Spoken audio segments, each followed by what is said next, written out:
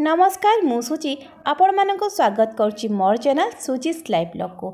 आज आम लाउ रे बहुत ही बढ़िया रेसिपी प्रिपेयर करवा। लाउ रे तो समस्ते राई हो कि मसला देकी प्रिपेयर करती। लाउर बराटा भी बहुत बढ़िया टेस्ट रहिबो। भातर गोटे बहुत बढ़िया साइड आइटम। तेबे चलंतु आज आम लाउर बरा करवा जोटा कि बहुत ही सहजरे बहुत ही कम इंग्रेडिएंट रे कम समय भितर भी आपन ताको प्रिपेयर करेंगे। केवल जे गरम भात ता नुहे पखाड़ भात हो कि खाली भी आपन चाहिए ताको प्रिपेयर करके खाई पारे। एमितिरे भी तो लाउ देह पाई बहुत ही भल होता है। लाउर भेराइटी प्रिपेयर करके खाइले देह पाई भी भल। तेबे पार्टी को तो निश्चय स्वाद भी रहिबो। तेबे चलंतु आज आम प्रिपेयर करनबा लाउर बरा बहुत ही कम समय भितर आम ताको प्रिपेयर करनबा। आ पिला माने भी बहुत ही पसंद करेंगे। बहुत ही नरम रहिबो खाया पाई। पार्टी रे पको पको मिले गला परी कलिया बनेबा आज लाउर बरा। जदि आपण मानकु मो रेसिपी भल लागुथबो लाइक शेयर सब्सक्राइब निश्चय करेंगे। आ फेसबुक रे थिले फॉलो करिया को बिल्कुल भी भूलिबेनी। तेबे चलंतु आरंभ करनबा आमे एबे लाउर बरा प्रिपेयर करिया पई मु देखि पारथिबे एठी गोटे लाउ नै आछि। लाउ को काटिया पूर्व भल भाव टिके धोईकी फ्रेश करनबा। एठी मु लाउ को तो प्रथमे टिके भल भाव धोई नेछि ताको एबे काटि नबा। लाउ को बिल्कुल भी ये छोट छोट पीस करी काटबेनी जोटा आपन को भल भाव में छड़ाइया कष्ट हम से लाउ को ये मझी 2 गड़ मु करनेली। तापर यार चोपा को छड़े नबा। देखिए जितेबले लाउर बरा आप प्रिपेयर कर लाउ सब कलिया ही बाछिकी नियंतु। बेसी टिके बुढ़ा हो गले सेटा खायापी जमा भी भल लगे। कलिया लाउरे बहुत ही बढ़िया भाव में आपन ताको बने पारे बरा को जोटा बहुत ही टेस्ट रहिबो।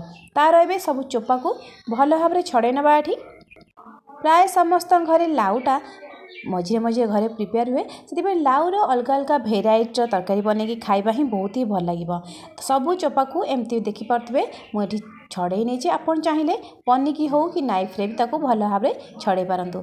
छड़े देलापर नाउ ये मोर रेडी होबे। आम लाउ को बिल्कुल भी काटबानी। काटले बड़ बड़ पीस एक रही जोटा भल भाव में बरा हो पारबनी। से आम ग्रेट करनबा। देखिए ग्रेटर बड़ साइज रे ही मु ग्रेट कर। छोट पटेटा सेव कले ना बिल्कुल भी भल भाव में बाहर आ छोट छोट होगी पूरा भांगी भाजब। से जो बड़ साइज थी से साइज ही आम ताको भल भाव में करी रेडी करनबा। आपन यदि छुरी चाहिए ताको छोट छोट करी काटी पारे। किंतु देखिए पूरा पतला पतला साइज ही करी काटंतु जमती बरा बनैले बिल्कुल भी आपन को गड़ गड़ न रहिबो। देखि पारथिबे मोर भल भाव में रेडी होईची। एबे आमे ताको गोटे छंटा रे नै नबा। बिल्कुल भी पानी ताको डीप करके धोइबानी। एमती गोटे छंटा धोइले भल भाव में धोइबा भी हो। आमे प्रथमे लाउ को भी ता ऊपर भल भाव में धोई नहीं। एबे ताको अल्प पानी देके भल भाव धोई नबा। आ सांगे सांगे धोइला परे ता पानी को निगार दबा। एमती हाथ रे धीरे धीरे प्रेस करतो जमती भल भाव में पानी को निगार जीव। ना लाउ रे यदि पानी रहिबो ना आपन जेते अधिक क्वांटिटी बेसन दियंतु ना कहीं से पतला हो। से भल भाव में पानी को चिपुड़ी छाणला मुझे नहीं गोटे बड़ साइज पियाज। पियाज को आम भी ये पतला पतला करके लंबा लंबा साइज काट नबा। आपन चाहिए ताको छोट छोट पीस भी करेंगे। मुझे टिके लंबा लंबा साइज कर पतला कर काट नौची। देखिपे यही साइज पियाज को काटिके रेडी करनबा। पियाज क्वांटिटी टी अधिका रहिले बराटा खायापी बहुत ही भल लगे। से पियाज क्वांटिटी टी अधिका रखु। ये सबू को ये गोटे साइज रे काटिक मोर पियाज रेडी हो गला। तापर आम ये काटी नबा 2 ରୁ 3ଟି लंका को। लंकाटा भी बहुत ही बढ़िया बास्ना आनिबो। जदि पिला माने खाउछथि ताले आपण ताको स्किप करि परिबे। नहले लंकाटा निश्चय दियंतु बरारे। लंका को भी मुएडी चुन चुन करिकी काटी नेछि गोटे साइज रे। देखि पारथुबे पियाज आ लंका दीटा मोर काटिबा कंप्लीट हो जाइए। एबे आमे नहीं आसीबा गोटे बाउल को। से बाउल रे आमे जो छांकी की रखी लाउ को देदेबा। देखि पारथुबे लाउ एठी मोर पूरा पानीटा गड़ी जाइए। तथापि लाउ भितर पानी ऑब्जर्व करिक थाए। सेतिपई जेतेबेले आपण बेसन रे पानी देबे देखिकी देबे। बिल्कुल भी अधिका पानी दे देबेनी। भलरे गोळी साला परे पानी देबे। एठी मु 2 ରୁ 3 स्पून नै लेली बेसन। जदि बेसन पछे दरकार पड़िबो निश्चय यूज करनबा। तापरे देनबा एठी हल्दी पाउडर गोटे स्पून जीरा पाउडर। ता सहित क्वांटिटी अनुसार देखिकी देनबा रेड चिली पाउडर लूण स्वाद अनुसार। ताकू एबे देला परे एथरे आमे काटिकी रखिथिबा पियाज को देनबा। ता सहित काटिकी रखिथिबा लंका को भी देनबा। एठी सबू को एठी भल भाव में टिके हाथ रे गोळे नबा। पानी दबा आगरु कारण जेहेतु लाउ रे हमर पानी थाए। आपन जदि पानी दे देबे ना बेसन दे सारला परे लाउ रे जो पानी थाए सेटा अधिका हो जिवो। देखि पारथबे मु एठी भल भाव में गोळे दोची आगे पानी दबा पूर्वरु। लाउ ऑलरेडी पानी ऑब्जर्व करथिला सेति पानी रे ही भल भाव में गोळे हे गला। आ तथापि भी लागिला हाथ को अधिका पानी हैला परी। सेति मु एठी पुणी अल्प यूज करनेली बेसन को। कारण बेसी पानी रहिले आपण जे बराटा प्रिपेयर करेंगे ना सेटा बिल्कुल भी गोटे सेफ्रे आसबनी चारिआड़ को गड़ीगला पर जीव से मो हाथ को टी पानी लगे अधिका से मुझे गोटे स्पून बेसन ये अधिका ऐड करनेली।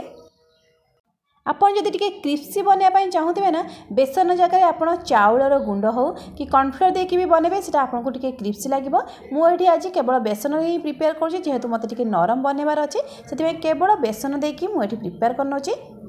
मोर ये भल भाव में गोलेबा रेडी हो गला आपड़ किसी खसा दे ने जोटा कि बहुत ही बढ़िया बास्ना और टेस्ट भी बहुत बढ़िया आने और देहपाई भी खसा बहुत भल सबको ये गोलेदेला गोटे मु तावा बसई नहीं आप चाहिए गोटे ओसरिया पैन भी बसई पारे ना कड़े भी प्रिपेयर करेंगे। एमती हाथ में गोटे सेप दे नियंतु तापर अल्प टिके तेल तावारे देकी गरम हो गला देने गोटे गोटे करके जी स्पेस थी आपण तावारे से मापरे आप दे नियंतु एठी। जदि मो रेसिपी आपण मानक भल लगुवा ना निश्चय कमेंट भी करूँ मुझे आपन कमेंट निश्चय रिप्लाई करी ता सहित लाइक शेयर सब्सक्राइब करने को जमा भी भूलें। देखिपे मोर ये भल भाव में प्रिपेयर होताकू मु गैस पूरा सीम करदेकी अल्प टिके तेल साइड्रु देदेवे जमीक बिल्कुल भी तले आउ लगनी से अल्प टिके तेल दे देछि और गैस को पूरा सीम ही रखी किसी समय।